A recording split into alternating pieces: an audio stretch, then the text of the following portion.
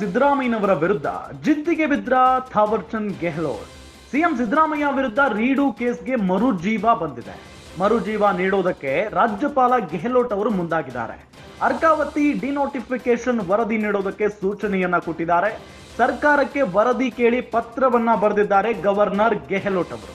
ನ್ಯಾಯಮೂರ್ತಿ ಎಚ್.ಎಸ್. ಕೆಂಪಣ್ಣ ಆಯೋಗದ ವರದಿ ಬಗ್ಗೆ ಮಾಹಿತಿಯನ್ನ ಕೇಳಿದ್ದಾರೆ.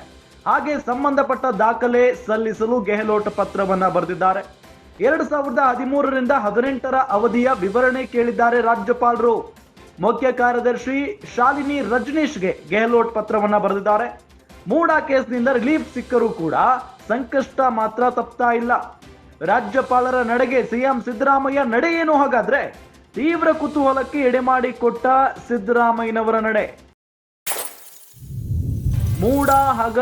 ಮೂಡಾ ಪ್ರಕರಣಕ್ಕೆ ಸಂಬಂಧಪಟ್ಟಂತೆ ಪ್ರಾಸಿಕ್ಯೂಷನ್ಗೆ ಯಾವತ್ತು ರಾಜ್ಯಪಾಲರ ಅನುಮತಿಯನ್ನ ಕೊಟ್ಟರೋ ಅವತ್ತಿನಿಂದಲೂ ಕೂಡ ಕಾಂಗ್ರೆಸ್ನವರು ರಾಜ್ಯಪಾಲರ ವಿರುದ್ಧ ಕೊತ ಅಂತ ಕುದಿತಾ ಇದ್ದಾರೆ.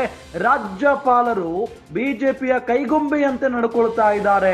ರಾಜಭವನ ಬಿಜೆಪಿಯ ಅಧಿಕೃತ ಕಚೇರಿಯಂತಿದೆ ಅಂತ ಹೇಳಿ ಬಹಳಷ್ಟು ಆಕ್ರೋಶದ ಮಾತುಗಳನ್ನ ಕಾಂಗ್ರೆಸ್ ನಾಯಕರು ಆಡ್ತಾ ಇದ್ರು.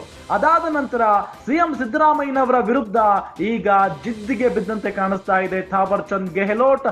ಸಿಎಂ ಸಿದ್ದರಾಮಯ್ಯ ವಿರುದ್ಧ ರೀಡು ಪ್ರಕರಣಕ್ಕೆ ಮರುಜೀವ ನೀಡುವುದಕ್ಕೆ ರಾಜ್ಯಪಾಲರು ಮುಂದಾಗಿದ್ದಾರೆ.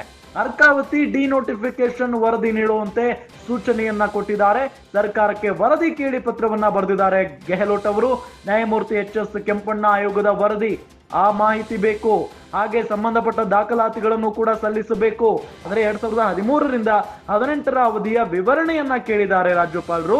ಮುಖ್ಯ ಕಾರ್ಯದರ್ಶಿ ಶಾಲಿನಿ ರಜನೀಶ್ ಅವರಿಗೆ ಗೆಹ್ಲೋಟ್ ಪತ್ರವನ್ನ ಬರೆಯುವ ಮುಖೇನ ಅವರು ಸೂಚನೆಯನ್ನ ಕೊಟ್ಟಿದ್ದಾರೆ, ಮಾಹಿತಿಯನ್ನ ಕೇಳಿದ್ದಾರೆ. ಮೂಡಾ ಕೇಸ್ನಿಂದ ರಿಲೀಫ್ ಸಿಕ್ಕಿದೆ ಅಂತ ಅನ್ಕೊಳ್ಳುವಷ್ಟರಲ್ಲಿ ಈ ಒಂದು ಪ್ರಕರಣದ ವಿಚಾರ ಕೂಡ ಮುನ್ನೆಲೆಗೆ ಬಂದಿದೆ.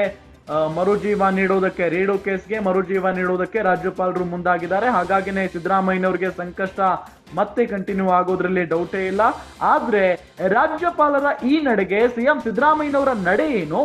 ತೀವ್ರ ಕುತೂಹಲಕ್ಕೆ ಈಗ ಎಡೆಮಾಡಿಕೊಟ್ಟಿದೆ ಸಿದ್ದರಾಮಯ್ಯನವರ ನಡೆ.